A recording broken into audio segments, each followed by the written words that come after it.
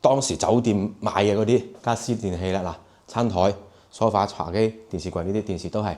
空調呢都係望住個中軸園林都幾舒服嘅。望花園咧就會安靜好多。咁基本上你換個床罩、換個床笠都可以 OK 㗎啦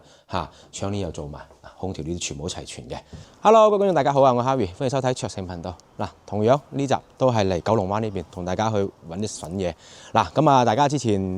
有睇開九龍灣啲 loft 公寓兩房公寓依家有冇關注？如果有關注嘅就可以睇睇呢套房啦。或者係想買翻一套公寓兩房嘅公寓實用嘅啱晒。依家呢套單位咧就係九龍灣嘅一個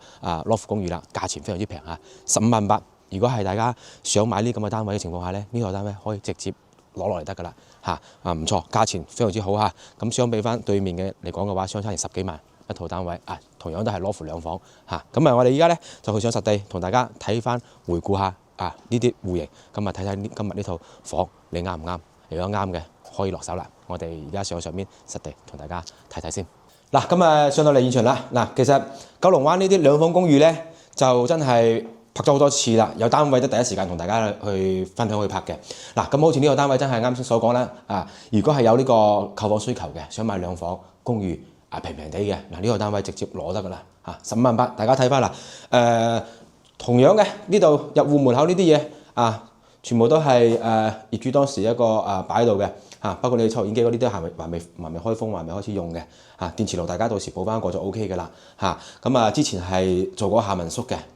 大家知呢個九龍灣以前係一買落嚟係要俾酒店去託管㗎嘛後期都冇喐啦自己現在係攞出嚟賣過嚟呢邊咧就係一個洗手間做咗乾濕分離嘅有呢個3節門嘅呢個業主所以玻璃呢度都唔使裝㗎啦，已經幫你裝好埋出嚟呢啲就係當時酒店買嘅嗰啲家私電器啦餐台、梳化、茶几、電視櫃呢啲電視都係空調呢都係當時係全包嘅業主俾咗幾萬蚊去俾咗酒店去託管買呢啲嘢嘅。如果係話大家覺得呢啲嘢唔 OK 嘅，咁你咪到時再去換翻佢咯同樣係望翻花園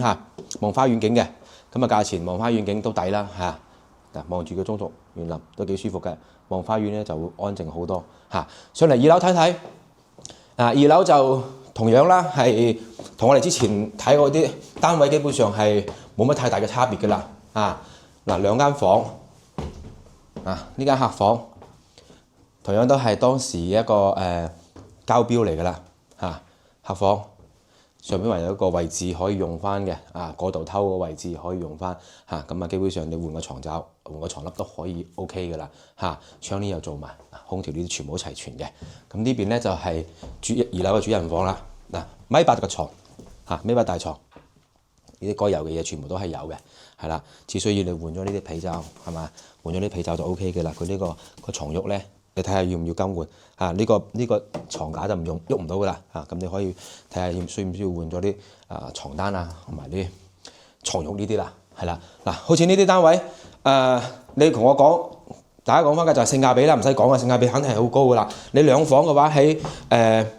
西九名郡咧，你要呢啲咁嘅公寓兩房公寓咧，佢係要賣到20幾萬㗎20幾萬。你呢度單位15萬8，比之前後期嘅一啲單位咧都話要平咗㗎啦所以話咧業主諗住就係嗱聲賣咗個算數嘅。如果大家有咁嘅需求想買間兩房嘅呢啲真係可以直接攞㗎啦今日過嚟九龍灣有套平平地嘅兩房公寓第一時間同大家嚟分享。如果大家對呢套單位感興趣嘅情況下嗱即係後台揾我哋攞資料啦WhatsApp 我哋咁我哋呢集就介紹到呢度，下集見啦，拜拜。